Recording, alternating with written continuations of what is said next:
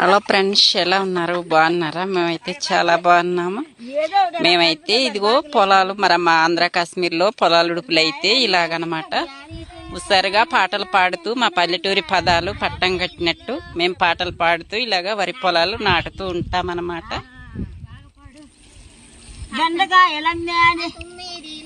చూసారా ఇలాగా మరి పాట పాడుతూ వరి నాట్లు వేస్తుంటే హుషారుగా ఉడుస్తారు కదా. మరి ఇలాగనమాట మేమైతే ఇలా చేస్తూ ఉంటాము. మా ఆంధ్ర కాశ్మీర్లో ఉడుపులన్నీ ఇలాగే ఉడుస్తూ ఉంటారనమాట.